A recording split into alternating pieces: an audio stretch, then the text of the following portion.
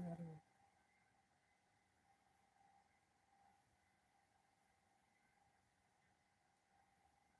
There's the chat.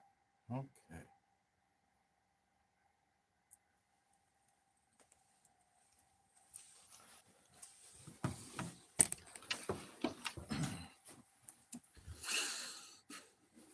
Good evening, everybody. Not very many people right now, but I expect more. Tune up. Tune in and turn up. I probably should have included in the description that I would be reading today as Dwight Schrute. My mistake. I forgot to include that important piece of information. I won't be reading in character, rather, that's just my Halloween costume. I forgot my microphone, so I cannot speak as softly and quietly as I was hoping to. But hopefully, it'll carry. I'll be monitoring the chat and the volume on a separate device.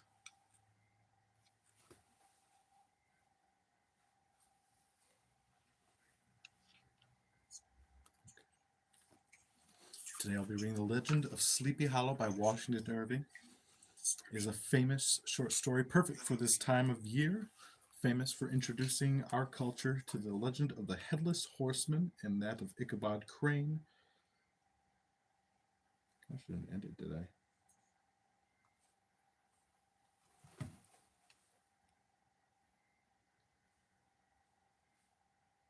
I hope it's still live. Oh, very good. Okay, yes. So happy Halloween, everybody.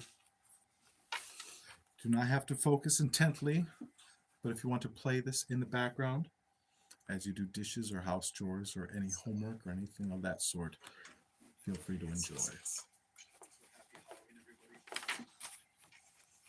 have to focus intently, but if you want to play this in the background as you do dishes. Turn the volume down so you don't hear myself twice. This is The Legend of Sleepy Hollow by Washington Irving.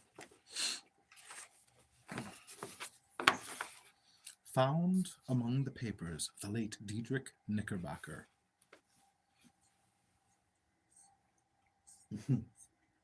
Oh my gosh, it looks like we have some Polish in there. So happy Halloween. Okay. Let us begin. A pleasing land of drowsy head it was, of dreams that wave before the half-shut eye, and of gay castles in the clouds that pass, forever flushing round a summer sky. Castle Indolence. In the bosom of one of those spacious coves which indent the eastern shore of the Hudson, at that broad expansion of the river denominated by the ancient Dutch navigators the Tappan Zee, and where they always prudently shortened sail and implored the protection of St. Nicholas when they crossed, there lies a small market town or rural port, which by some is called Greensboro, but which is more generally and probably known by the name of Tarrytown. Don't tarry too long. This name was given, we are told, in former days by the good housewives of the adjacent country, from the inveterate propensity of their husbands to linger about the village tavern on market days. Hence the name. Be that as it may, I do not vouch for the fact, but merely advert to it, for the sake of being precise and authentic. Not far from this village, perhaps about 2 miles, there is a little valley, or rather lap of land among high hills, which one of the quietest places in the whole world. A small brook glides through it, with just murmur enough to lull one to repose, and the occasional whistle of a quail or tapping of a woodpecker is almost the only sound that ever breaks in upon the uniform tranquillity. I recall that, when a stripling, my first exploit in squirrel shooting was in a grove of tall walnut trees that shades one side of the valley. I had wandered into it at noontime, when all nature is peculiarly quiet, and was startled by the roar of my own gun, as it broke the Sabbath stillness around, and was prolonged and reverberated by the angry echoes. If ever I should wish for a retreat, whither I might steal from the world and its distractions, and dream quietly away the remnant of a troubled life, I know of none more promising than this little valley.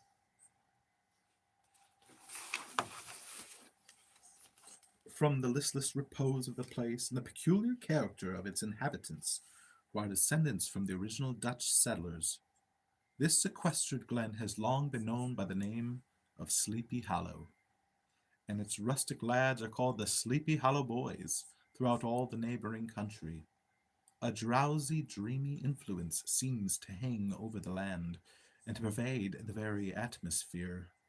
Some say that the place was bewitched by a high German doctor during the early days of the settlement. Others, that an old Indian chief, the prophet or wizard of his tribe, held his powwows there before the country was discovered by Master Hendrik Hudson. Certain it is, the place still continues under the sway of some witching power that holds a spell over the minds of the good people, causing them to walk in a continual reverie. They are given to all kinds of marvelous beliefs, are subject to trances and visions, and frequently see strange sights, and hear music and voices in the air. The whole neighborhood abounds with local tales, haunted spots, and twilight superstitions. Stars shoot and meteors glare oftener across the valley than in any other part of the country, and the nightmare, with her whole ninefold, seems to make it the favorite scene of the gambols. The dominant spirit, however, that haunts this enchanted region, and seems to be commander in chief of all the powers in the air, is the apparition of a figure on horseback without a head. It is said by some to be the ghost of a Hessian trooper, whose head had been carried away by a cannon-ball in some nameless battle during the Revolutionary War, and who is ever and anon seen by the country folk hurrying along in the gloom of night as if on the wings of the wind. His haunts are not confined to the valley, but extend at times to the adjacent roads, and especially to the vicinity of a church at no great distance. Indeed, certain of the most authentic historians of those parts, who have been careful in collecting and collating the floating facts concerning this spectre, allege that the body of the trooper, having been buried in the churchyard, the ghost rides forth to the scene of battle in a nightly quest for his head, and the rushing speed with which he sometimes passes along the hollow like a midnight blast is owing to his being belated, and in a hurry to get back to the churchyard before daybreak. Such is the general purport of this legendary superstition, which has furnished materials for many a wild story in the region of shadows, and the spectre is known at all country firesides by the name of the Headless Horseman of Sleepy Hollow. Take 30 seconds to read the comments. Hello, Chef and Awesome. Hello to everybody. I see some other wonderful comments of which I shall not repeat. Happy Halloween.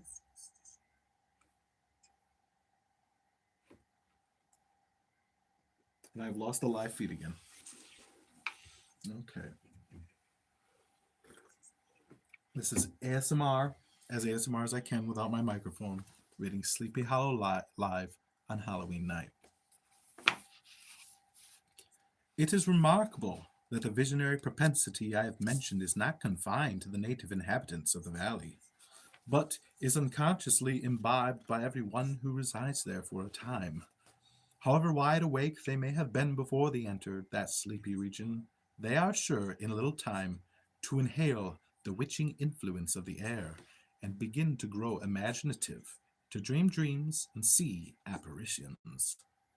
I mention this peaceful spot with all possible laud, for it is in such a little retired Dutch valleys found here and there embosomed in the great state of New York, that population, manners, and customs remain fixed, while the great torrent of migration and improvement, which is making such incessant changes in other parts of this restless country, sweeps by them unobserved. Little changes, progress is slow.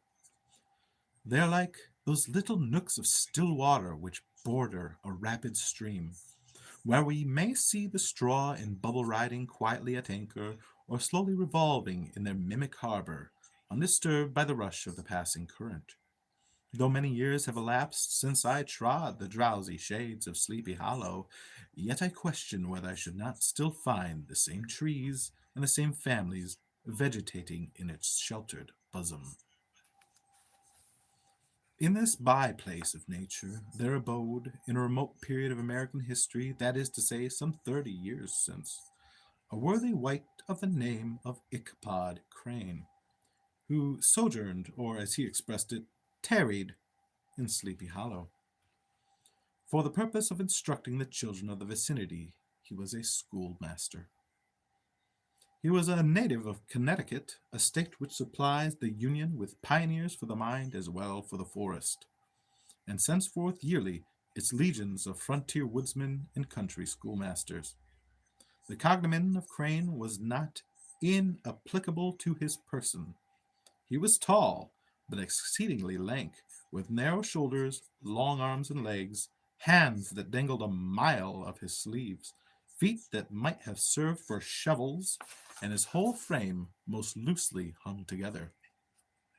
His head was small and flat at top, with huge ears, large green glassy eyes, and a long snipe nose, so that it looked like a weathercock perched upon his spindle neck, to tell which way the wind blew.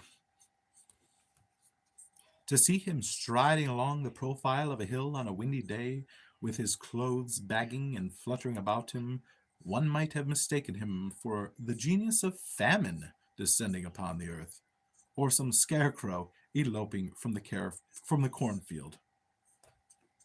His schoolhouse was a low building of one large room, rudely constructed of logs, the windows partly glazed and partly patched with leaves of old copybooks. It was most ingeniously secured at vacant hours by a withe twisted in the handle of the door, and stakes set against the window shutters so that, though a thief might get in with perfect ease, he would find some embarrassment in getting out. An idea most probably borrowed by the architect, Joost van Houten, from the mystery of an eel pot. The schoolhouse stood in a rather lonely but pleasant situation, just at the foot of a woody hill, with a brook running close by, and a formidable birch tree growing at one end of it. From hence the low murmur of his pupils' voices conning over their lessons might be heard of a drowsy summer's day, like the hum of a beehive, interrupted now and then by the authoritative voice of the master, in the tone of menace or command, or, peradventure, by the appalling sound of the birch, as he urged some tardy loiterer along the flowery path of knowledge. Truth to say, he was a conscientious man, and ever bore in mind the golden maxim, spare the rod, spoil the child. Ichabod Crane's scholars certainly were not spoiled. I would not have it imagined, however, that he was one of those cruel potentates of the school who joy in the smart of their subjects. On the contrary, he administered justice with discrimination rather than severity, taking the burden off the backs of the weak and laying it on those of the strong. Your mere puny stripling that winced at the least flourish of the rod was passed by with indulgence, but the claims of justice were satisfied by inflicting a double portion on some little tough, wrong-headed, broad-skirted Dutch urchin, who sulked and swelled and grew dogged and sullied beneath the birch. All this he called doing his duty by their parents, and he never inflicted a chastisement without following it by the assurance, so consolatory to the smarting urchin, that he would remember it and thank him for it the longest day he had to live. Let one wet one's whistle. Hello again, I am the professor, in costume as one Dwight Schrute, reading Sleepy Hollow by Washington Irving. When school hours were over, he was even the companion and playmate of the larger boys, and on holiday afternoons would convoy some of the smaller ones home, who happened to have pretty sisters or good housewives for mothers, noted for the comforts of the cupboard. Indeed, it behooved him to keep on good terms with his pupils. The revenue arising from this school was small, and would have been scarcely sufficient to furnish him with daily bread, for he was a huge feeder, and though lank, had the dilating powers of an anaconda. but to help him out his maintenance, he was, according to country custom in those parts, boarded and lodged at the house of the farmers, whose children he instructed. With these he lived successfully a week at a time, thus going the rounds of the neighborhood, with all his worldly effects tied up in a cotton handkerchief.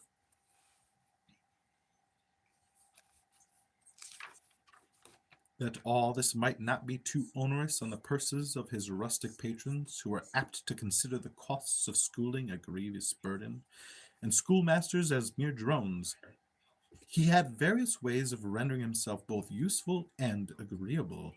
He assisted the farmers occasionally on the lighter labors of their farms, helping to make hay, mending the fences, took the horses to water, drove the cows from pasture, and cut wood for the winter fire. He laid aside, too, all the dominant dignity and absolute sway with which he lorded it in his little empire, the school, and became wonderfully gentle and ingratiating. He found favor in the eyes of the mothers by petting the children, particularly the youngest, and like the lion bold with which Willem so magnanimously the lamb did hold, he would sit with the child on one knee, and rock a cradle with his foot for whole hours together. I must break character briefly to remove the glasses, for they do not actually help me see.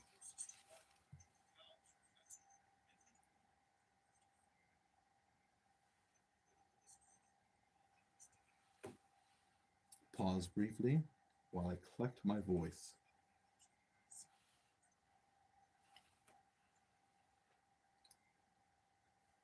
Indeed, where are the comments? There we go, very good. Indeed, thank you, Loki and Thor. Indeed, for all of you, do like and subscribe if you enjoy these ASMR readings. Again, I forgot my microphone. Do forgive me. So I must speak at a louder temperature. We'll use the word temperature, a louder volume than I would prefer. I don't usually do my readings as Dwight, but I hope it adds to the flavor for this Halloween Eve. Now, back to Ichabod Crane and his character. In addition to his other vocations, he was the singing master of the neighborhood, and picked up many bright shillings by instructing the young folks in psalmody. It was a matter of no little vanity to him on Sundays to take his station in front of the church gallery, with a band of chosen singers, where, in his own mind, he completely carried away the palm from the parson. Certain it is, his voice resounded far above all the rest of the congregation, and there are peculiar quavers still to be heard in that church, and which may even be heard half a mile off, quite the opposite side of the mill pond, on a still Sunday morning, which are said to be legitimately descended from the nose of Ichabod Crane, echoing to this day. Thus, by divers little makeshifts in that ingenious way which is commonly denominated by hook and by crook, the worthy pedagogue got on tolerably enough, and was thought by all who understood nothing of the labor of headwork to have a wonderfully easy life of it. The schoolmaster is generally a man of some importance in the female circle of a rural neighborhood, being considered a kind of idle, gentlemanlike personage, of vastly superior taste and accomplishments to the rough country swains, and indeed inferior in learning only to the parson himself. His appearance, therefore, is apt to occasion some little stir at the tea-table of a farmhouse, and the addition of a supernumerary dish of cakes or sweetmeats, or, peradventure, the parade of a silver teapot. Our man of letters, therefore, was peculiarly happy in smiles of all the country damsels. How he would figure among them in the churchyard between services on Sundays, gathering grapes for them from the wild vines that overrun the surrounding trees, reciting for their amusement all the epitaphs on the tombstones, or sauntering with a whole bevy of them along the banks of the adjacent mill pond, while the more bashful country bumpkins hung sheepishly back, envying his superior elegance and address. From his half itinerant life, also, he was a kind of traveling gazette, carrying the whole budget of local gossip from house to house, so that his appearance was always greeted with satisfaction. He was, moreover, esteemed by the women as a man of great erudition, for he had read several books quite through, and was a perfect master of Cotton Mather's History of New England Witchcraft, in which, by the way, he most firmly and potently believed. He was, in fact, an odd mixture of small shrewdness and simple credulity. His appetite for the marvelous and his powers of digesting it were equally extraordinary, and both had been increased by his residence in this spellbound region. No tale was too gross or monstrous for his capacious swallow. It was often his delight, after his school was dismissed in the afternoon, to stretch himself on the rich bed of clover, bordering the little brook that whimpered by his schoolhouse, and there con over old Mather's direful tales, until the gathering dusk of the evening made the printed page a mere mist before his eyes. Then, as he wended his way by swamp and stream and awful woodland to the farmhouse where he happened to be quartered, every sound of nature at that witching hour fluttered his excited imagination. The moan of the whippoorwill from the hillside, the boding cry of the tree-toad, that harbinger of storm, the dreary hooting of the screech-owl, or the sudden rustling in the thicket of birds frightened from their roost. The fireflies, too, which sparkled most vividly in the darkest places, now and then startled him, as one of uncommon brightness would stream across his path. And if by chance a huge blockhead of a beetle came whinging his blundering flight against him, the poor varlet was ready to give up the ghost, with the idea that he was struck with a witch's token. His only resource on such occasions, either to drown thought or drive away evil spirits, was to sing psalm tunes, and the good people of Sleepy Hollow, as they sat by the doors of an evening, were often filled with awe at hearing his nasal melody in linked sweetness long drawn out, floating from the distant hill or along the dusky road. With that, I shall step away for a mere 12 seconds.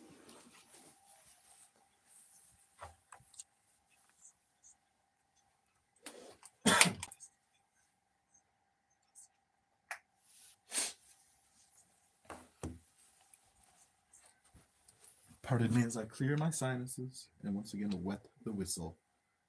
Oh, hell nah. Happy Halloween, everybody. I'm your dear professor. Do like and subscribe, dressed in character as Dwight Schrute of The Office fame, reading to you The Legend of Sleepy Hollow by Washington Irving. A frightfully good old American ghost story of a headless horseman and a schoolmaster. Another of his sources of fearful pleasure was to pass long winter evenings with the old Dutch wives as they sat spinning by the fire with a row of apples roasting and spluttering along the hearth, and listening to their marvelous tales of ghosts and goblins, and haunted fields and haunted brooks and haunted bridges and haunted houses, and particularly of the Headless Horseman, or Galloping Hessian of the Hollow, as they sometimes called him. He would delight them equally by his anecdotes of witchcraft, and of the direful omens and portentous sights and sounds in the air which prevailed in the earlier times of Connecticut, and would frighten them woefully with speculations upon comets and shooting stars, and with the alarming fact that the world did absolutely turn round, and that they were half the time topsy-turvy. But if there was a pleasure in all this, while snugly cuddling in the chimney corner of a chamber that was all of a ruddy glow from the crackling wood fire, and where of course no spectre dared to show his face, it was dearly purchased by the terrors of his subsequent walk homewards. What fearful shapes and shadows beset his path amidst the dim and ghastly glare of a snowy night! With what wistful look did he eye every trembling ray of light streaming across the waste fields from some distant window! How often was he appalled by some shrub covered with snow which, like a sheeted spectre, beset his very path! How often did he shrink with curdling awe at the sound of his own steps on the frosty crust beneath his feet, and dread to look over his shoulder lest he should behold some uncouth being tramping close behind him. And how often was he thrown into complete dismay by some rushing blast howling among the trees, in the idea that it was indeed, in fact, the galloping Hessian on one of his nightly scourings. All these, however, were mere terrors of the night, phantoms of the mind that walk in darkness. And though he had seen many spectres in his time, and more than once beset by Satan in divers shapes, in his lonely perambulations, yet daylight put an end to all these evils, and he would have passed a pleasant life of it, in despite of the devil and all his works, if his path had not been crossed by a being that causes more perplexity to mortal man than ghosts, goblins, and the whole race of witches put together. And that was a woman. Among the musical disciples who assembled one evening in each week to receive his instructions in psalmody was Katrina van Tassel, the daughter and only child of a substantial Dutch farmer. She was a blooming lass of fresh 18, plump as a partridge, ripe and melting and rosy-cheeked as one of her father's peaches, and universally famed not merely for her beauty but her vast expectations. She was withal a little of a coquette, as might be perceived even in her dress, which was a mixture of ancient and modern fashions, as most suited to set off her charms. She wore the ornaments of pure yellow gold, which her great-great-grandmother had brought over from Sardam, the tempting stomacher of the olden time, and withal a provokingly short petticoat to display the prettiest foot and ankle in the country round. Ichabod Crane had a soft and foolish heart toward the sex, and it is not to be wondered at that so tempting a morsel soon found favor in his eyes, more especially after he had visited her in her paternal mansion. Old Baltus Van Tassel was a perfect picture of a thriving, contented, liberal-hearted farmer. He seldom, it is true, sent either his eyes or his thoughts beyond the boundaries of his own farm. But within those everything was snug, happy, and well-conditioned. He was satisfied with his wealth, but not proud of it, and piqued himself upon the hearty abundance rather than the style in which he lived. His stronghold was situated on the banks of the Hudson, in one of those green, sheltered, fertile nooks in which the Dutch farmers are so fond of nestling. A great elm tree spread its broad branches over it, at the foot of which bubbled up a spring of the softest and sweetest water in a little well formed of a barrel, and then stole sparkling away through the grass to a neighboring brook that bubbled along among alders and dwarf willows. Hard by the farmhouse was a vast barn that might have served for a church, every window and crevice of which seemed bursting forth with the treasures of farm. The flail was busily resounding within it from morning to night. Swallows and martins skimmed twittering above the eaves, and rows of pigeons, some with one eye turned up, as if watching the weather, some with their heads under their wings or buried in their bosoms, and others swelling and cooing and bowing about their dames, were enjoying the sunshine on the roof. Sleek, unwieldy porkers were grunting in the repose and abundance of their pens, whence sally forth now and then troops of sucking pigs, indeed it says sucking and not suckling, as if to snuff the air. A stately squadron of snowy geese were riding in an adjoining pond, convoying whole fleets of ducks. Regiments of turkeys were gobbling throughout the farmyard, and guinea fowls fretting about it, like ill-tempered housewives, with their peevish, discontented cry. Before the barn door strutted the gallant cock, that pattern of a husband, a warrior, and a fine gentleman, clapping his burnished wings, and crowing in the pride and gladness of his heart, sometimes tearing up the earth with his feet, and then generously calling his every hungry family of wives and children to enjoy the rich morsel which he had discovered. Got many descriptive words about the farm and its creatures. The pedagogue's mouth watered as he looked upon this sumptuous promise of luxurious winter fare. In his devouring mind's eye he pictured to himself every roasting pig running up about with a pudding with a pudding in his belly and an apple in his mouth. The pigeons were snugly put to bed in a comfortable pie, and tucked in with a coverlet of crusts. The geese were swimming in their own gravy, and the ducks pairing cosily in dishes like snug married couples, with a decent competency of onion sauce. In the porkers he saw carved out the future sleek side of bacon, and juicy relishing ham, not a turkey, but he beheld daintily trussed up, with its gizzard under its wing, and peradventure a necklace of savory sausages, and even bright Chanticleer himself lying sprawling on his back in a side dish, with uplifted claws, as if craving that quarter which his chivalrous spirit disdained to ask while living. Man hungry, as the enraptured Ichabod fancied all this, and as he rolled in his great green eyes over the fat meadowlands and rich fields of wheat, of rye, of buckwheat, and Indian corn, and the orchards burdened with ruddy fruit which surrounded the warm tenement of Van Tassel, his heart yearned after the damsel who was to inherit these domains, and his imagination expanded with the idea how they might be readily turned into cash, and the money invested in immense tracts of wild land, and shingle palaces in the wilderness. Nay, his busy fancy already realized his hopes, and presented to him the blooming Katrina, with a whole family of children mounted on the top of a wagon loaded with household trumpery, with pots and kettles dangling beneath, and he beheld himself bestriding a pacing mare with a colt at her heels, setting out for Kentucky, Tennessee, or the Lord knows where.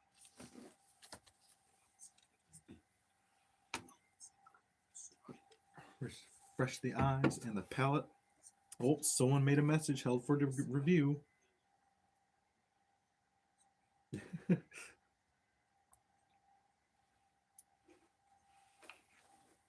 enough about farms and suckling pigs. Let's get to the ghosts, am I right? When he entered the house, the conquest of his heart was complete. It was one of those spacious farmhouses with high-ridged but lowly sloping roofs, built in the style handed down from the first Dutch settlers. The low projecting eaves formed a piazza along the front, capable of being closed up in bad weather. Under this were hung flails, harness, various utensils of husbandry, and nets for fishing in the neighboring river. Benches were built along the sides for summer use, and a great spinning wheel at one end and a churn at the other showed the various uses to which this important porch might be devoted. From this piazza the wandering Ichabod entered the hall, which formed the center of the mansion and the place of usual residence. Here rows of resplendent pewter, ranged on a long dresser, dazzled his eyes. In one quarter stood a huge bag of wool ready to be spun, in another a quantity of linsey-woolsey, just from the loom. Ears of Indian corn and strings of dried apples and peaches hung in gay festoons along the walls, mingled with a gaud of red peppers, and a door left ajar gave him a peep into the best parlor, where the claw-footed chairs and dark mahogany tables shone like mirrors, and irons with their accompanying shovel and tongs glistened from the covert of asparagus tops. Mock oranges and conch shells decorated the mantelpiece. Strings of various colored birds' eggs were suspended above it. A great ostrich egg was hung from the center of the room, and a corner cupboard, knowingly left open, displayed immense treasures of old silver and well-mended china. Did he truly lust after Katrina Van Tassel, or was it just her land and her things? All the above. Man's a man in the end. From the moment Ichabod laid his eyes upon these regions of delight, the peace of his mind was at an end, and his only study was how to gain the affections of the peerless daughter of Van Tassel. In this enterprise, however, he had more real difficulties than generally fell to the lot of a knight errant of yore, who seldom had anything but giants, enchanters, fiery dragons, and such like easily conquered adversaries to contend with, and had to make his way merely through the gates of iron and brass and walls of adamant to the castle keep where the lady of his heart was confined, all which he achieved as easily as a man would carve his way to the center of a Christmas pie. And then the lady gave him her hand as a matter of course.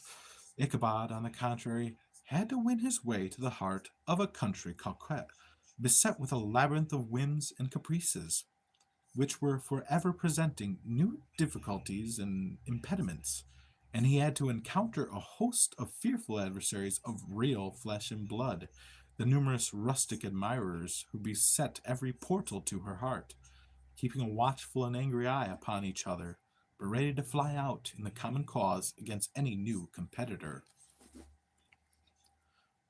All right, let's find out her rival suitors. Among these, the most formidable was a burly, roaring, roistering blade of the name of Abraham, or, according to the Dutch abbreviation, Bram van Brunt, the hero of the country round, which rang with his feats of strength and hardihood. Are you picturing Gaston? Picture Gaston. He was broad-shouldered and double-jointed, with short, curly black hair, and a bluff but not unpleasant countenance, having a mingled air of fun and arrogance. From his Herculean frame and great powers of limb, he had received the nickname of Brom Bones, by which he was universally known. He was famed for great knowledge and skill in horsemanship, being as dexterous on horseback as a Tartar. He was foremost at all races and cockfights, and with the ascendancy which bodily strength acquires in rustic length, was the umpire in all disputes, setting his hat on one side and giving his decisions with an air and tone admitting of no gainsay or appeal. He was always ready for either a fight or a frolic, but had more mischief than ill will in his composition, and with all his overbearing roughness there was a strong dash of waggish good humor at bottom. He had 3 or 4 boon companions who regarded him as their model, and at the head of whom he scoured the country, attending every scene of feud or merriment for miles round. In cold weather he was distinguished by a fur cap, surmounted with a flaunting fox's tail, and when the folks at a country gathering descried this well-known crest at a distance, whisking about among a squad of hard riders, they always stood by for a squall. Sometimes his crew would be heard dashing along past the farmhouses at midnight with whoop and halloo like the troop of Don Cossacks, and the old dames, startled out of their sleep, would listen for a moment till the hurry-scurry had clattered by, and then exclaim, "Aye, there goes Brom Bones and his gang."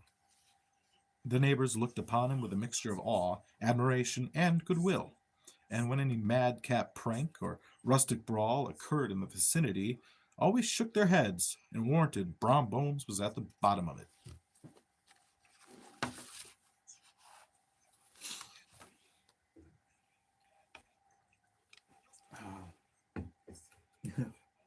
Sounds like Peter Steele. Okay. Maybe not that big. May have to stop after their scans have caught up. Uh-oh.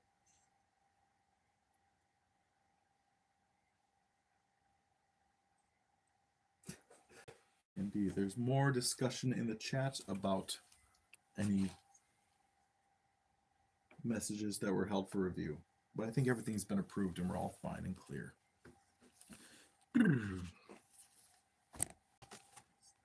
More on Brom Bones, the adversary of Ichabod Crane for the heart of Katrina Van Tassel and her land.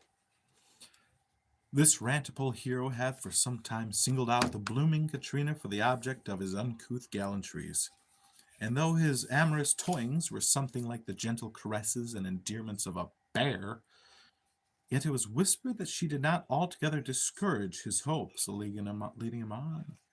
Certain it is his advances were signals for rival candidates to retire, who felt no inclination to cross a lion in his amours, insomuch that when his horse was seen tied to Van Tassel's paling on a Sunday night, a sure sign that his master was courting, or as it was termed, sparking, within all other suitors passed by in despair, and carried the war into other quarters. Such was the formidable rival with whom Ichabod Crane had to contend, and considering all things, a stouter man than he would have shrunk from the competition, and a wiser man would have despaired. He had, however, a happy mixture of pliability and perseverance in his nature. He was in form and spirit like a supplejack, yielding but tough. Though he bent, he never broke, and though he bowed beneath the slightest pressure, yet the moment it was away, jerk, he was erect, and carried his head as high as ever. Okay. To have taken the field openly against his rival would have been madness, for he was not a man to be thwarted in his amours, any more than the stormy lover Achilles. Ichabod therefore made his advances in a quiet and gently insinuating manner, under cover of his character of singing master. He made frequent visits at the farmhouse, not that he had anything to apprehend from the meddlesome interference of parents, which is so often a stumbling block in the path of lovers. Balt Van Tassel was an easy, indulgent soul. He loved his daughter better than his pipe, even, and like a reasonable man and an excellent father, let her have her way in everything. His notable little wife, too, had enough to do to attend to her housekeeping and manage her poultry, for as she sagely observed, ducks and geese are foolish things, and must be looked after, but girls can take care of themselves. Thus, while the busy dame bustled about the house or plied her spinning wheel at one end of the porch, honest Balt would sit smoking his evening pipe at the other, watching the achievements of a little wooden warrior, who, armed with the sword in each hand, was most valiantly fighting the wind on the pinnacle of the barn. In the meantime, Ichabod would carry on his suit with the daughter by the side of a spring under the great elm, or sauntering along in the twilight, that hour so favorable to the lover's eloquence. I profess not to know how women's hearts are wooed and won. To me they have always been matters of riddle and admiration. Some seem to have but one vulnerable point, or door of access, while others have 1,000 avenues, and may be captured in 1,000 different ways. It is a great triumph of skill to gain the former, but a still greater proof of generalship to maintain possession of the latter. For the man must battle for his fortress at every door and every window. He who wins 1,000 common hearts is therefore entitled to some renown, but he who keeps undisputed sway over the heart of a coquette is indeed a hero. Certain it is, this was not the case with the redoubtable Brom Bones, and from the moment Ichabod Crane made his advances, the interests of the former evidently declined. His horse was no longer seen tied at the palings on Sunday nights, and a deadly feud gradually arose between him and the preceptor of Sleepy Hollow. About halfway through.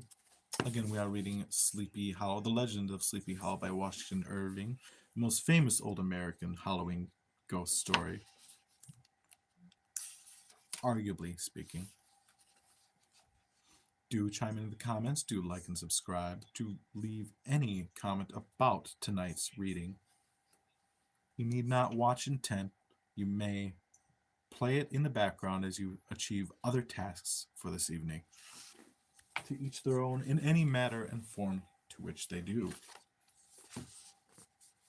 Brom, who had a degree of rough chivalry in his nature, would fain have carried matters to open warfare, and have settled their pretensions to the lady, according to the mode of those most concise and simple reasoners, the knights errant of yore, by single combat. But Ichabod was too conscious of the superior might of his adversary to enter the lists against him. He had overheard a boast of Bones that he would double the schoolmaster up and lay him on a shelf of his own schoolhouse, and he was too wary to give him that opportunity. There was something extremely provoking in this obstinately pacific system. It left Brom no alternative but to draw upon the funds of rustic waggery in his disposition, to play off boorish practical jokes upon his rival. Ichabod became the object of whimsical persecution to Bones and his gang of rough riders. They harried his hitherto peaceful domains, smoked out his singing school by stopping up the chimney, broke into the schoolhouse at night, in spite of its formidable fastenings of withen window stakes, and turned everything topsy-turvy, so that the poor schoolmaster began to think all the witches in the country held their meetings there. But what was still more annoying, Brom took all opportunities of turning him into ridicule in presence of his mistress, and had a scoundrel dog whom he taught to whine in the most ludicrous manner, and introduced as a rival of Ichabod's to instruct her in psalmody. The dog is to teach the singing now. In this way, matters went on for some time without producing any material effect on the relative situation of the contending powers. On a fine autumnal afternoon, Ichabod, in pensive mood, sat enthroned on the lofty stool whence he usually watched all the concerns of his little literary realm. In his hand he swayed a ferule, that sceptre of despotic power. The birch of justice reposed on 3 nails. Behind the throne, a constant terror to evil-doers, while on the desk before him might be seen sundry contraband articles and prohibited weapons, detected upon the persons of idle urchins, such as a half-munched apple, pop-guns, whirligigs, fly-cages, and a whole legions of rampant little paper gamecocks. Apparently, there had been some appalling act of justice recently inflicted, for his scholars were all busily intent upon their books, or slyly whispering behind them with one eye kept upon the master, and a kind of buzzing stillness reigned throughout the schoolroom.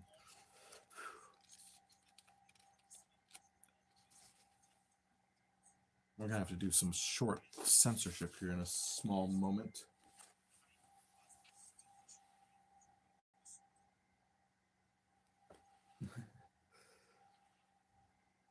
Having been a teenage girl, they can be in need of much watching as ducks. Yes, that's an old comment. No new ones. That's okay. Okay, where it was. Washington Irving was not a fan of periods, full stops. He loved commas. And oh my gosh, do I need to take a giant breath to complete an entire sentence? It might be 6 or 7 lines long. Okay, as we're talking about Ichabod Crane's schoolroom and the state of which, it was suddenly interrupted by the appearance of a young person of color, in tow-cloth jacket and trousers, a round-crowned fragment of a hat, like the cap of Mercury, and mounted on the back of a ragged, wild, half-broken colt, which he managed with a rope by way of halter. He came clattering up to the school door with an invitation to Ichabod to attend a merrymaking or quilting frolic to be held that evening at Mynheer Van Tassel's, and having delivered this message with that air of importance, an effort at fine language which a young person of color is apt to display on petty embassies of the kind, he dashed over the brook and was seen scampering away up the hollow, full of the importance and hurry of his mission, which was carry along a message.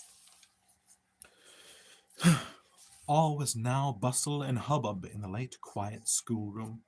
The scholars were hurried through their lessons without stopping at trifles.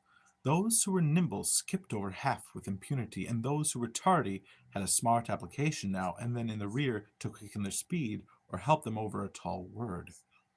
Books were flung aside without being put away on the shelves, inkstands were overturned, benches thrown down, and the whole school was turned loose an hour before the usual time, bursting forth like a legion of young imps, yelping and racketing about the green, in joy at their early emancipation. So Ichabod has been pulled from school, and we've called the daily lesson short. The gallant Ichabod now spent at least an extra half hour at his toilet.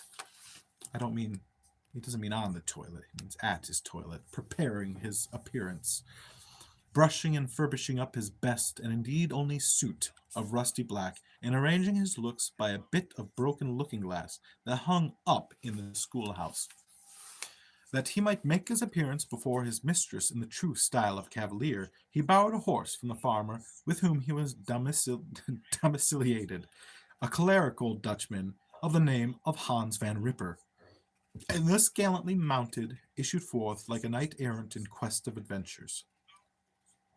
But it is meet I should, in the true spirit of romantic story, give some account of the looks and equipments of my hero and steed. Okay, we're going to go through his appearance again. Check the time. All right. If we are not finished in 40 minutes, I will have to finish shortly, but I think we're going to get there. I think I got less than 20 to go. Thank you all for soldiering on with me.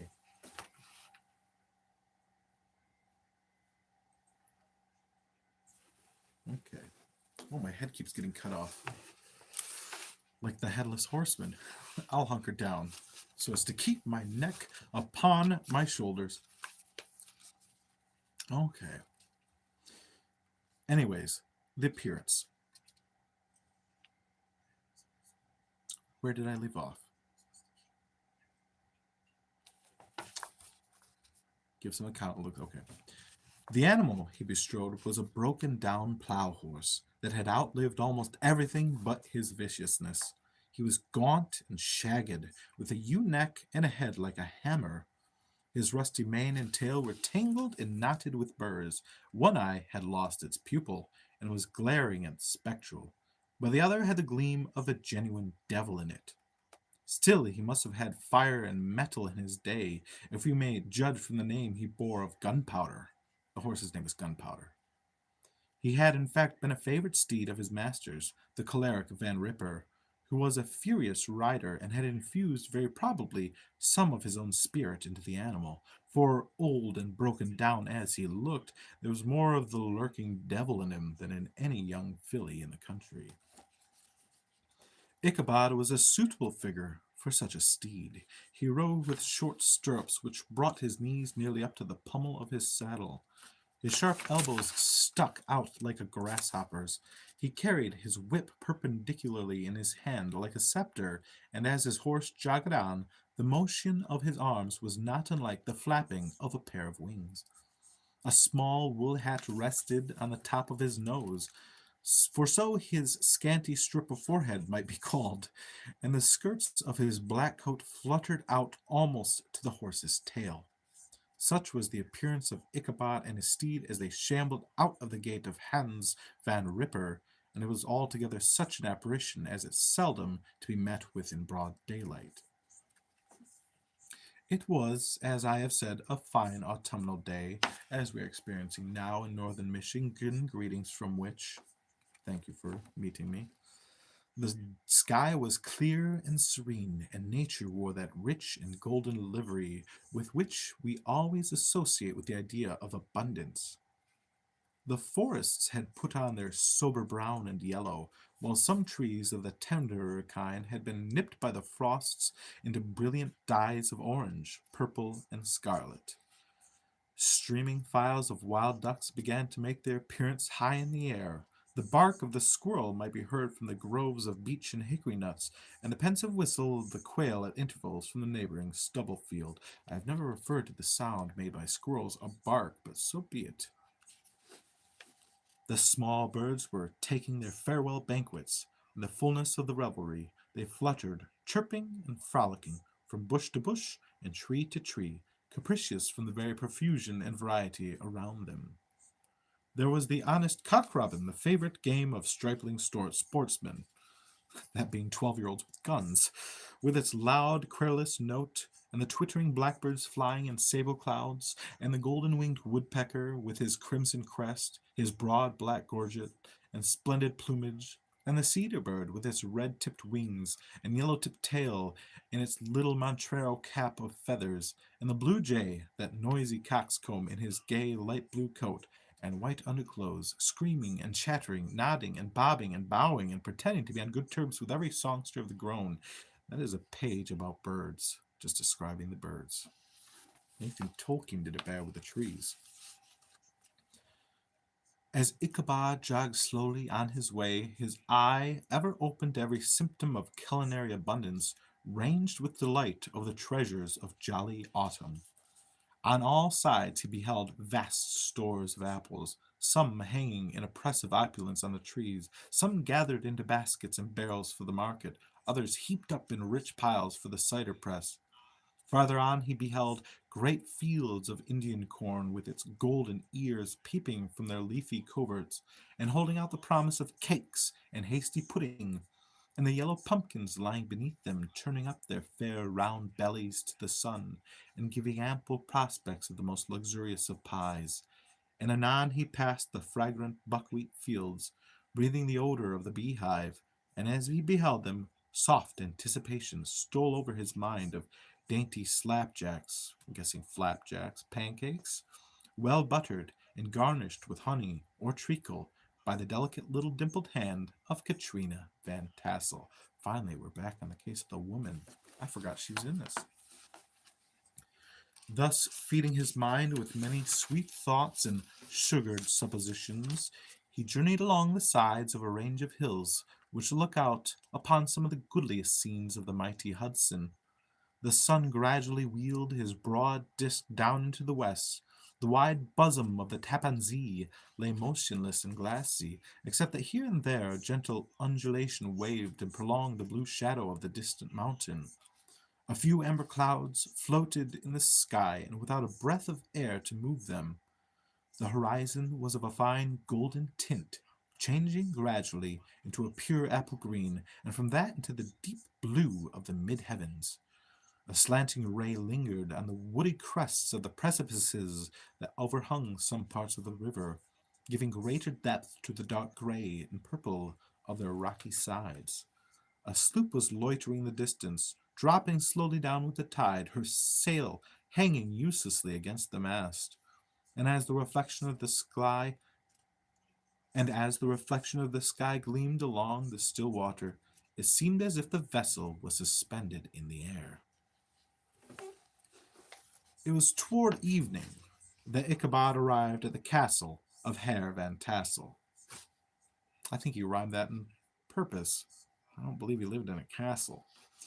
Which he found thronged with the pride and flower of the adjacent country. Oh boy, here we go. Spending another page describing all the things. I can see why people read the picture book abbreviated versions of these stories.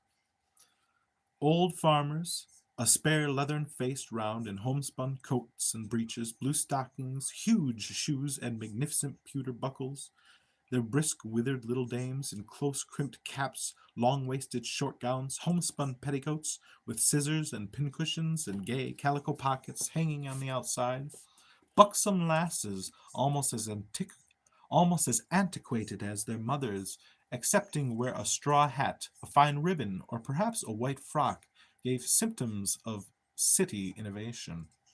The sons in short, square-skirted coats with rows of stupendous brass buttons, and their hair generally queued in the fashion of the times, especially if they could procure an eel-skin for the purpose, it being esteemed through the country as a potent nourisher and strengthener of the hair.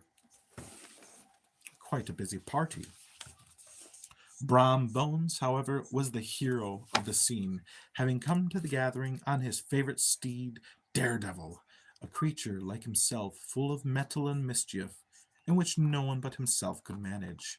He was in fact noted for preferring vicious animals, given to all kinds of tricks, which kept the rider in constant risk of his neck, for he held a tractable, well-broken horse as unworthy of a lad of spirit. Pause there. Thank you for joining us. We are reading Legend of Sleepy Hollow by Washington Irving, and I must wet my whistle with a splash of tea.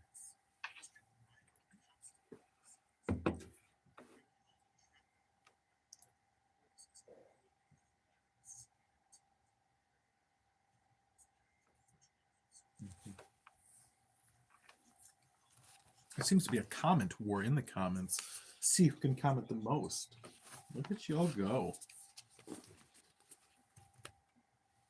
Some of my favorite friends and sidekicks, one might say. You're what keeps me going.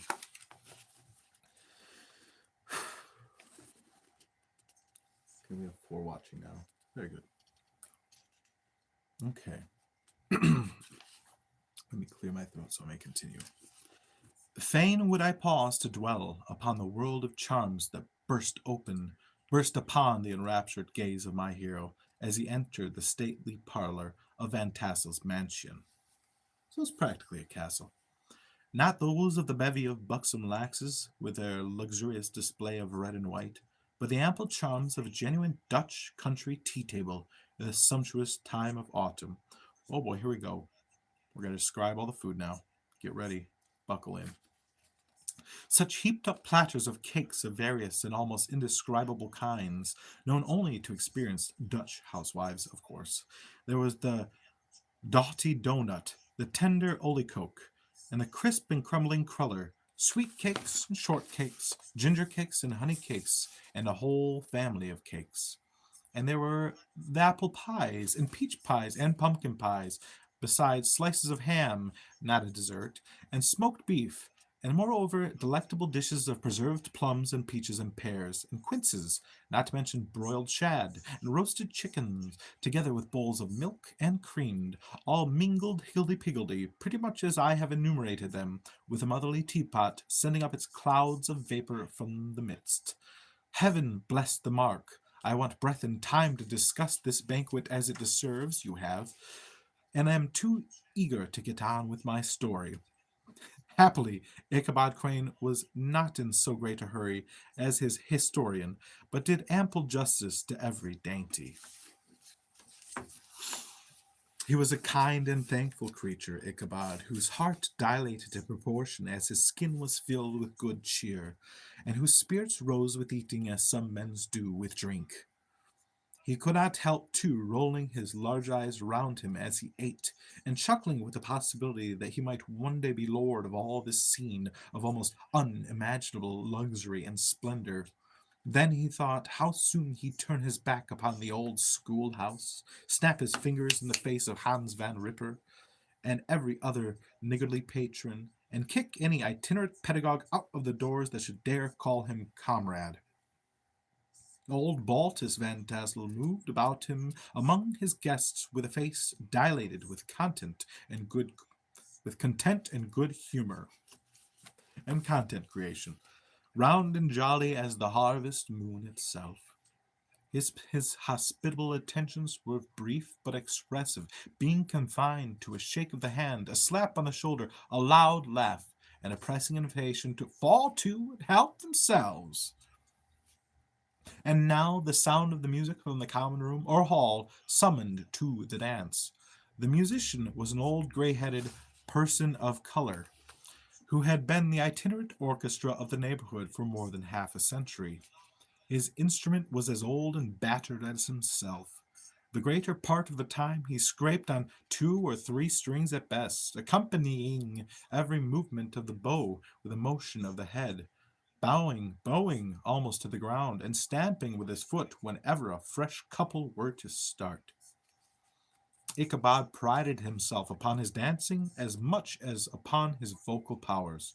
Not a limb, not a fibre about him was idle, and to have seen his loosely hung frame in full motion and clattering about the room, you would have thought Saint Vitus himself, that blessed patron of the dance, was figuring before you in person.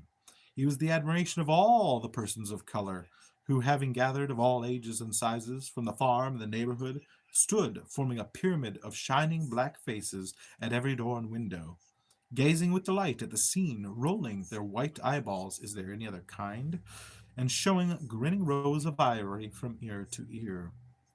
How could the flogger of urchins, the schoolmaster, be otherwise than animated and joyous?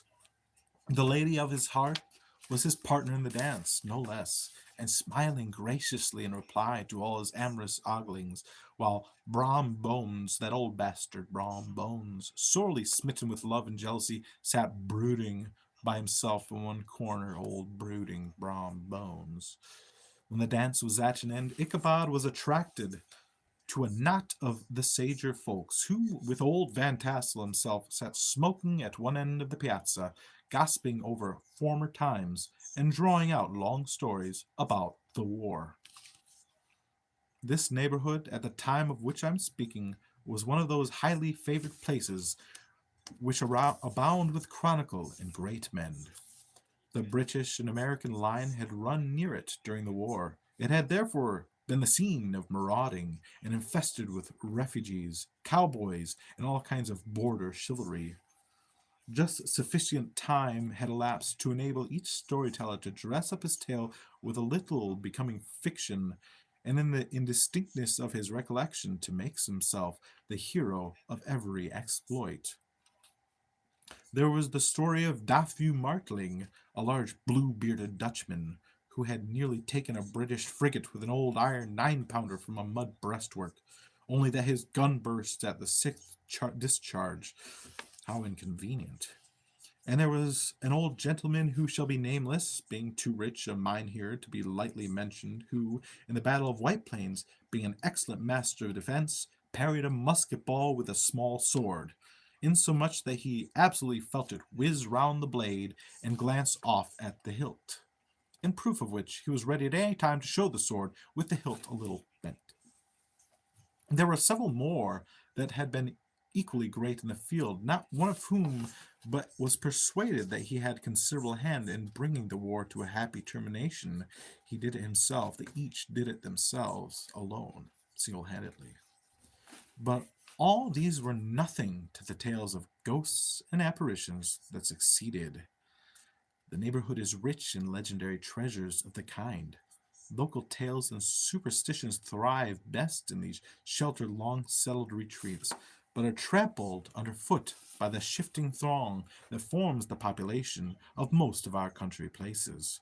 Beside, there is no encouragement for ghosts in most of our villages, where they have scarcely had time to finish their first nap and turn themselves in their graves before their surviving friends have traveled away from the neighborhood, so that when they turn out at night to walk their rounds, they have no acquaintance left to call upon. This is perhaps the reason why we so seldom hear of ghosts, except in our long-established Dutch communities. If you ain't Dutch, you ain't much. The immediate cause, however, of the prevalence of supernatural stories in these parts was doubtless owing to the vicinity of Sleepy Hollow. There was a contagion in the very air that blew from that haunted region. It breathed forth an atmosphere of dreams and fancies infecting all the land. Several of the Sleepy Hollow people were present at Van Tassel's, and, as usual, were doling out their wild and wonderful legends. Many dismal tales were told about funeral trains and mourning cries and wailings heard and seen about the great tree where the unfortunate Major Andre was taken, and which stood in the neighborhood. Some mention was made also of the woman in white that haunted the dark glen at Raven Rock, and was often heard to shriek on winter nights before a storm, having perished there in the snow. The chief part of the stories, however, turned upon the favorite spectre of Sleepy Hollow, the headless horseman, who had been heard several times of late patrolling the country, and it was said tethered his horse nightly among the graves in the churchyard. The sequestered situation of this church seems always to have made it a favorable haunt of troubled spirits. It stands on a knoll, surrounded by locust trees and lofty elms, from among which its decent whitewashed walls shine modestly forth, like Christian purity beaming through the shades of retirement. A gentle slope descends from it to a silver sheet of water bordered by high trees, between which peeps may be caught at the blue hills of the Hudson. To look upon its grass-grown yard, where the sunbeams seem to sleep so quietly, one would think there at least the dead might rest in peace. On one side of the church extends a wide, woody dell, along which raves a large brook among broken rocks and trunks of fallen trees. Over a deep black part of the stream, not far from the church, was formerly thrown a wooden bridge. The road that led to it and the bridge itself were thickly shaded by overhanging trees, which cast a gloom about it even in the daytime, but occasioned a fearful darkness at night. This was one of the favorite haunts of the headless horseman, and the place where he was most frequently encountered through and under the covered bridge. If you've ever been into the eastern part of this country, the New England and along the Rust Belt, you'll see many covered bridges, and they look beautiful in the autumn, but I would not wish to confront a ghost in such regions. The tale was told of old Brower, the most heretical disbeliever in ghosts, how he met the horseman returning from his foray into Sleepy Hollow, and was obliged to get up behind him, how they galloped over bush and brake, over hill and swamp, until they reached the bridge, when the horseman suddenly turned into a skeleton, threw old Brower into the brook, and sprang away over the treetops with a clap of thunder. It is always those who don't believe in ghosts that you should believe the ghost stories most. This story was immediately matched by a thrice marvelous adventure of Humel's Brom Bones, who made light of the galloping Hessian as an arrogant jockey. He affirmed that on returning one night from the neighboring village of Sing Sing, he had been overtaken by this midnight trooper. They had offered to race with him for a bowl of punch, and should have won it too, for Daredevil beat the goblin horse all hollow. But just as they came to the church bridge, the Hessian bolted and vanished in a flare of fire. All these tales told in that drowsy undertone with which men talk in the dark, the countenances of the listeners only now and then receiving a casual gleam from the glare of the pipe. I wish I brought my pipe. Sank deep in the mind of Ichabod. He repaid them in kind with large extracts from his invaluable author, Cotton Mather, and added many marvelous events. No, I'm not talking to you, Siri. And added many marvelous events that had taken place in his native state of Connecticut. Gonna have to make it live again. There we go. No one talk to you. Mind your business. The revel now gradually broke up. The old farmers gathered together their families and their wagons, and were heard for some time rattling along the hollow roads and over the distant hills. Some of the damsels mounted on pillions behind their favorite swains, and their light-hearted laughter, mingling with the clatter of hoofs, echoed along the silent woodlands, sounding fainter and fainter till they gradually died away. And the late scene of noise and frolic was all silent and deserted. Only Ichabod lingered behind, according to the custom of country lovers, to have a tete-a-tete with the heiress, fully convinced that he was now on the high road to success. What passed at this interview I will not pretend to say, for in fact I do not know. Something, however, I fear me, must have gone wrong, for he certainly sallied forth, after no great interval, with an air quite desolate and chapfallen. Oh, these women, these women! Could that girl have been playing off any of her coquettish tricks? Was her encouragement of the poor pedagogue all a mere sham to secure her conquest of his rival? Heaven only knows, not I. Let it suffice to say, Ichabod stole forth with the air of one who had been sacking a hen roost rather than a fair lady's heart. Without looking to the right or left to notice the scene of rural wealth on which he often so gloated, he went straight to the stable, and with several hearty cuffs and kicks roused his steed, that old beaten bastard, most uncourteously from the comfortable quarters in which he was soundly sleeping, dreaming of mountains of corn and oats, and whole valleys of timothy and clover. It was the very witching time of night that Ichabod, heavy-hearted and crestfallen, pursued his travel homeward along the sides of the lofty hills which rise above Tarrytown, and which he had traversed so cheerily in the afternoon. The hour was as dismal as himself. Far below him, the Tappan Zee, that river, spread its dusky and indistinct waste of waters, with here and there the tall mast of a sloop riding quietly at anchor under the land. In the dead hush of midnight, he could even hear the barking of the watchdog from the opposite shore of the Hudson, but it was so vague and faint as only to give an idea of his distance from his faithful companion of man. Now and then, too, the long-drawn crowing of a cock, accidentally awakened, would sound far, far off from some farmhouse away among the hills.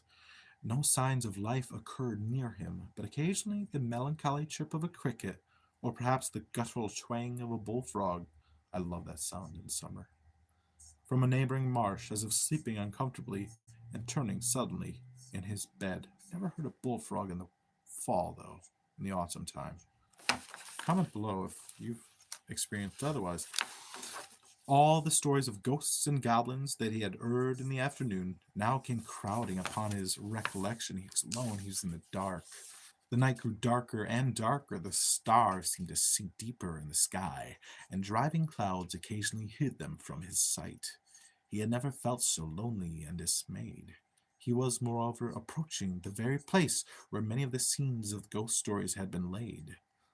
In the center of the road stood an enormous tulip tree, which towered like a giant above all the other trees in the neighborhood and formed a kind of landmark. Its limbs were gnarled and fantastic, large enough to form trunks of ordinary trees, twisting down almost to the earth and rising again into the air. It was connected with the tragical story of the unfortunate Andre, who had been taken prisoner hard by, and was universally known by the name of Major Andre's tree. The common people regarded with a mixture of respect and superstition, partly out of sympathy for the fate of its ill-starred namesake, and partly from the tales of strange sights and doleful lamentations told concerning it. As Ichabod approached this faithful tree, he began to whistle. He thought his whistle was answered. It was but a blast sweeping sharply through the dry branches. It was just the wind. As he approached a little nearer, he thought he saw something white hanging in the midst of the tree. He paused and ceased whistling, but on looking more narrowly, perceived that it was a place where the tree had been scathed by lightning, and the white wood lay bare. It's nothing, it's nothing. Suddenly he heard a groan. His teeth chattered, and his knees smote against the saddle. It was but the rubbing of one huge branch against another, and as they were swayed about by the breeze. He passed the tree in safety, but new perils lay before him.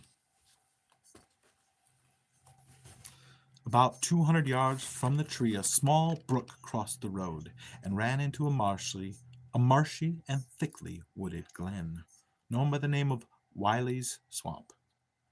A few rough logs laid side by side served for a bridge over this stream. On that side of the road where the brook entered the wood, a group of oaks and chestnuts matted thick with wild grapevines threw a cavernous gloom overhead. To pass this bridge was the severest trial. It was at this identical spot that the unfortunate Andre was captured, and under the covert of those chestnuts and vines were the sturdy yeomen concealed who surprised him. This has ever since been considered a haunted stream, and fearful are the feelings of the schoolboy who has to pass it alone after dark. As he approached the stream, his heart began to thump.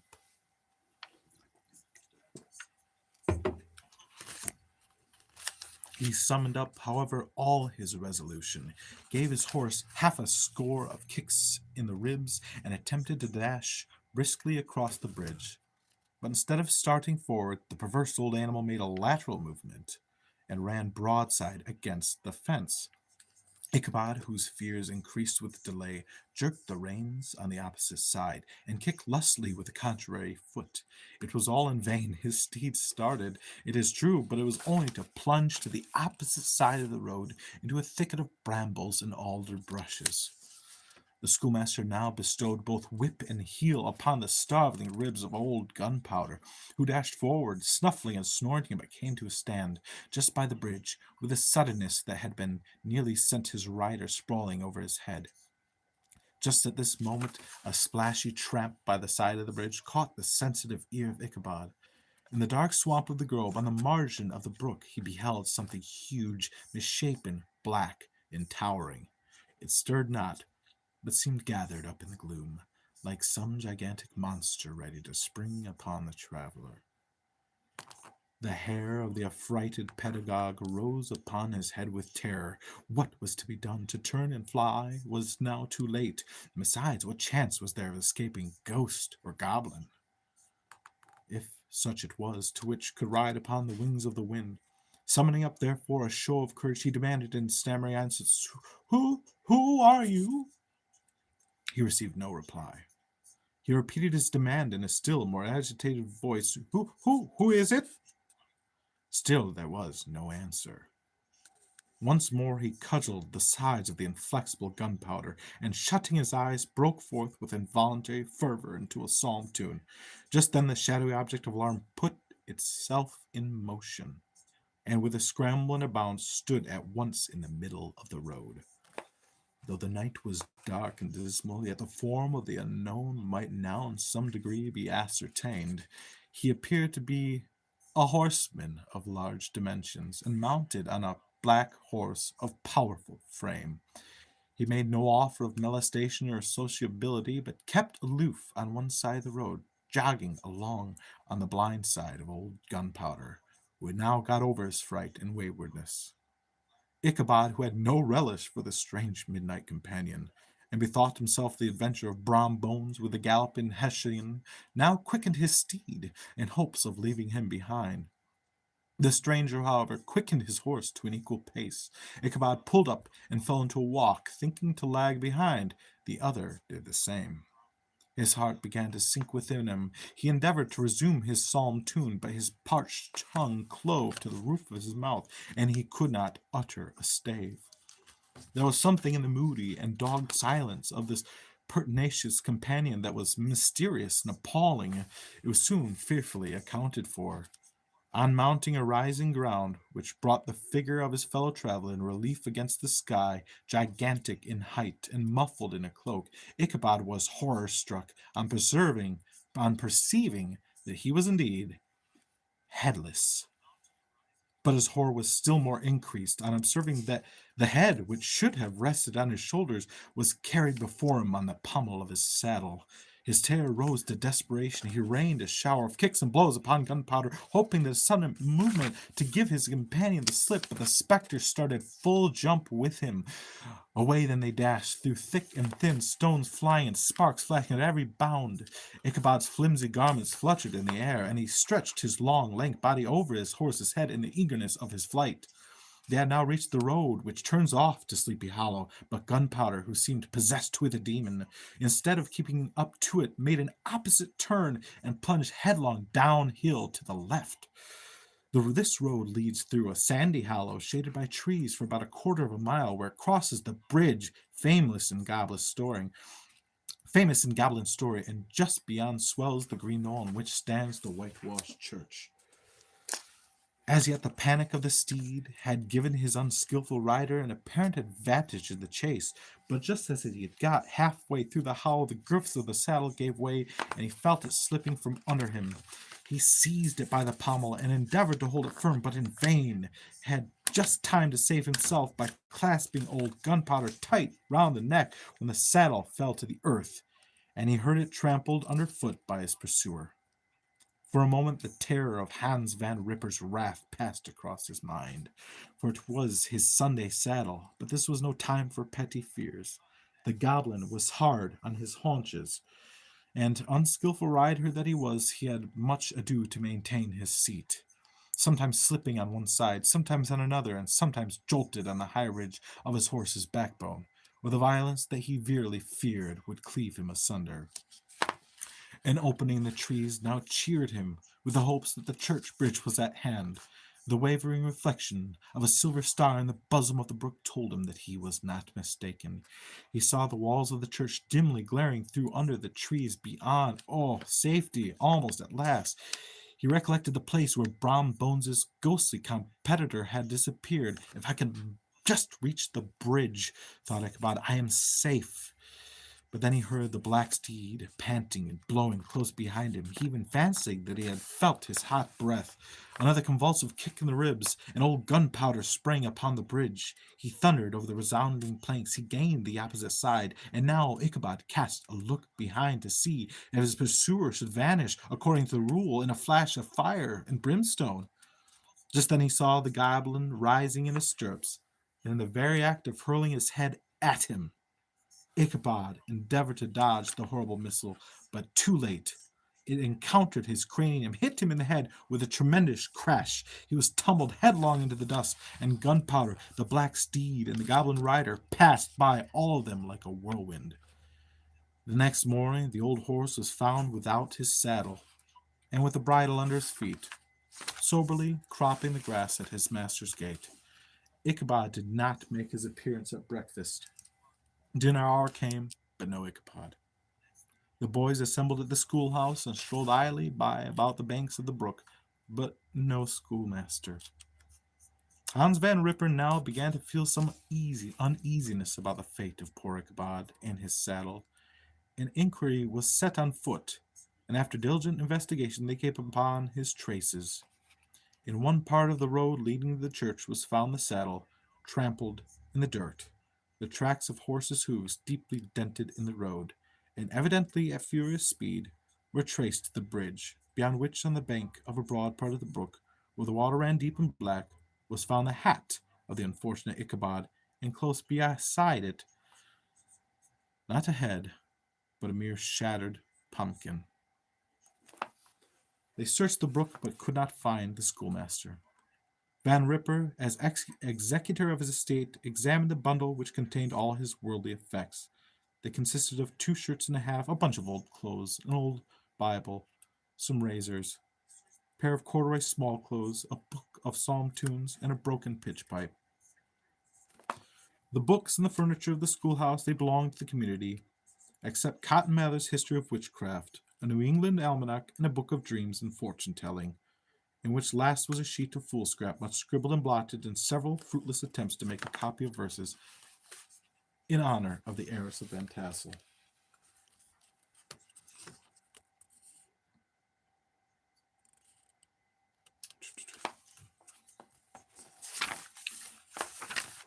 It is true, an old farmer who had been down to New York on a visit several years after, and from whom this account of the ghostly adventure was received, brought home the intelligence that Ichabod Crane was still alive, that he had left the neighborhood, partly through fear of the goblin and Hans Van Ripper, and partly in mortification of having been suddenly dismissed by the heiress, that he had changed his quarters to a distant part of the country, had kept school and studied law at the same time, and been admitted to the bar, turned politician, electioneered, written for the newspapers, and finally been made to a justice of the 10-pound court. But Brom Bones, too, who shortly after his rival's disappearance conducted that blooming Katrina in triumph to the altar, was observed to look exceedingly knowing whenever the story of Ichabod was related, and always burst into a hearty laugh at the mention of the pumpkin, which led some to suspect that he knew more about the matter than he chose to tell. The old country wives, however, who are the best judges of these matters, maintain to this day that Ichabod was spirited away by supernatural means, and it is a favorite story often told about the neighborhood round the winter evening fire. The bridge became more than ever an object of superstitious awe, and that may be the reason why the road has been altered of late years, so as to approach the church by the board of the mill pond. The schoolhouse, being deserted, soon fell to decay, and was reported to be haunted by the ghost of the unfortunate schoolteacher. And the ploughboy, loitering homeward of a still summer evening, has often fancied his voice at a distance, chanting a melancholy psalm tune among the tranquil solitudes of Sleepy Hollow. Indeed, in 1 minute, the Wi-Fi will cut out. Thank you for joining us. You tell me in the comments, did Ichabod truly pass away into supernatural means, the spirit world? Or was he the victim of ridicule, a harmful prank by the dastardly Brom Bones? Thank you for joining me. I've been the Professor. You're watching Professor Dark Academia. You all have a happy Halloween, sleep tight, and dream of pumpkins smashing outside the road.